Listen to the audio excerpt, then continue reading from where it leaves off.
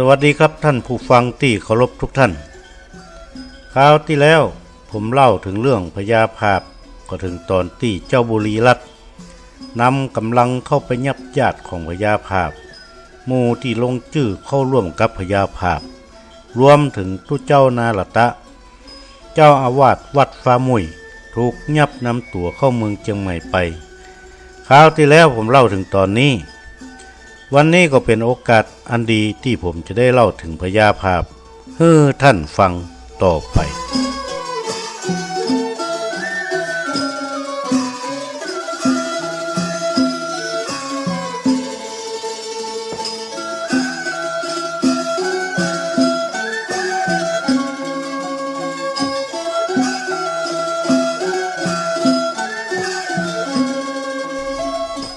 ฝ่ายสยามได้พิจารณาโทษหมู่ที่ลงเส้นแต่บ่ได้ไปร่วมรบ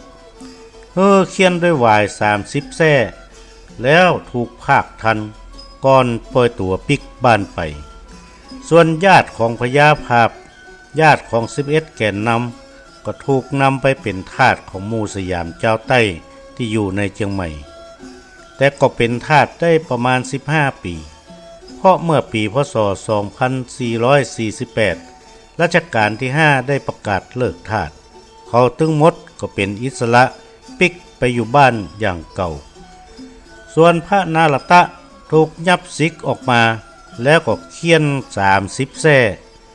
แล้วนำไปกักขังกะจะขังลืมแต่เจ้าหลวงเมืองเชียงใหม่เจ้าวิชัยนนท์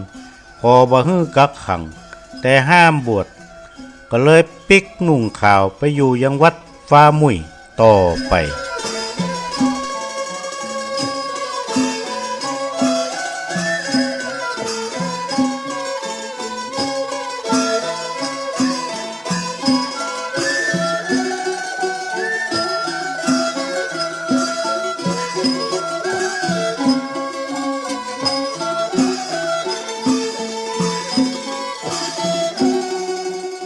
ฝ่ายพญาภาพก็พาลูกกับเมียหนีไปรวมกันที่วัดบ้านหลวงโรงขอดเขตเมืองเป้ารอเจ้าหมู่ที่ป้าครอบครัวหนีมานัดปะกันที่หั่นหมู่เขากับต่างคนต่างป้าครอบครัวมาด้วยกันรวมแล้วก็ประมาณ1,000 กว่าคนพอหมู่เขาฮู้ว่าพญาโกหาพญาจินใจกับหมู่โดนยิงโดนยับไปเสี่ยงก็ป้ากันเสียใจยิ่งนักแล้วหมู่เขาก็เตียวข้ามดอยข้ามห้วยมุ่งสู่เมืองเจียงตุง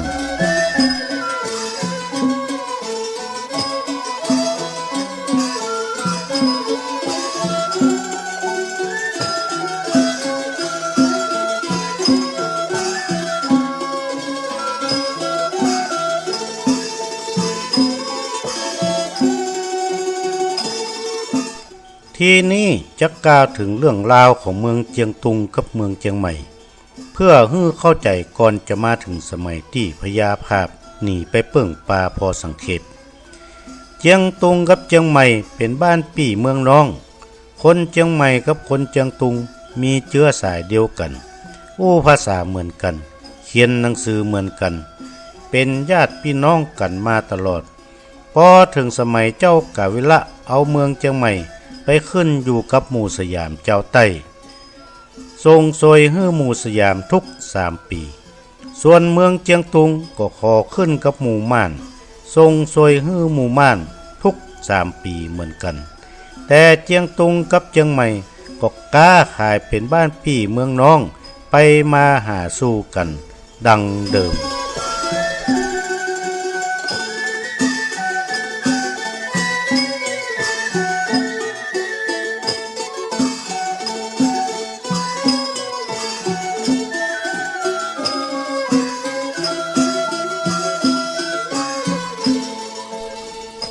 จนถึงเมื่อปีพ.ศ. 2394รัชกาลที่4ขึ้นครองราชย์แห่งปีต่อมาพ.ศ. 2395พระองค์ก็ได้ทรงกองทัพโดยให้พระเจ้าน้องยาเธอกรมหลวงวงศาธิราชสนิทเป็นแม่ทัพใหญ่ และฮื้อพญายมราชนุชเป็นแม่ทัพยกไปแห่งกองหนึ่ง เข้าตีเมืองเจียงตุงแล้วก็เกณฑ์ทัพเจียงใหม่ลำปูนลำปางเข้าร่วมการรบในคราวนี้ตัวการสู้รบเป็นเวลาหลายเดือนฝ่ายเจียงตุงก็ตั้งรับสู้รบจนสุดความสามารถสุดท้ายฝ่ายสยามก็พ่ายแพ้ถอยทัพปิกไป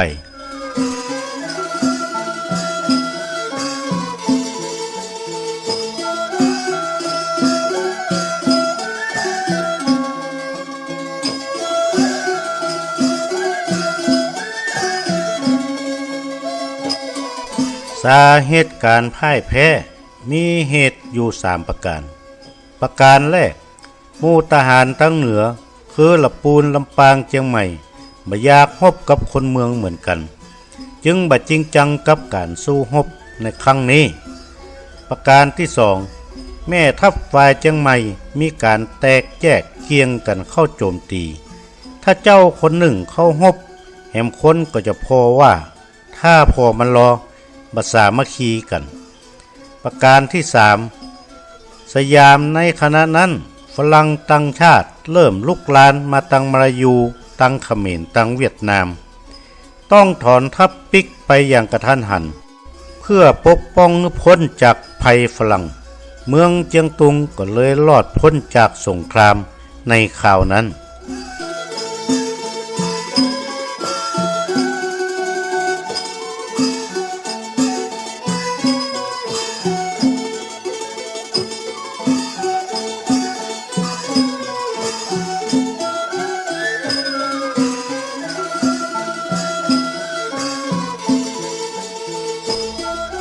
เมื่อปีพ.ศ. 2428อังกฤษยึดเมืองพม่าได้ทั้งประเทศโดยเอากษัตริย์พม่าคือพระเจ้าสีป้อไปไว้ที่อินเดียเจียงตุงเลยขอกเป็นเมืองขึ้นของอังกฤษเพื่อให้รอดพ้นจากหมู่สยามแต่การไปมาหาสู่ของเจ้าบ้านเจ้าเมืองยังเหมือนเดิมบ่มีขัดแย้งกันอันใดเลยเพราะเป็นคนเมืองเหมือนกันการที่พญาภาพป้าหมู่หนีไปขอพึ่งพาเจ้าหลวงเมืองเจียงตุงเจ้าหลวงก็ให้การต้อนรับเป็นอย่างดีช่วยแปลงบ้านแปลงเฮือนเพื่ออยู่ที่เมืองโกซึ่งเป็นเขตของเมืองเจียงตุงตี้ฮั่น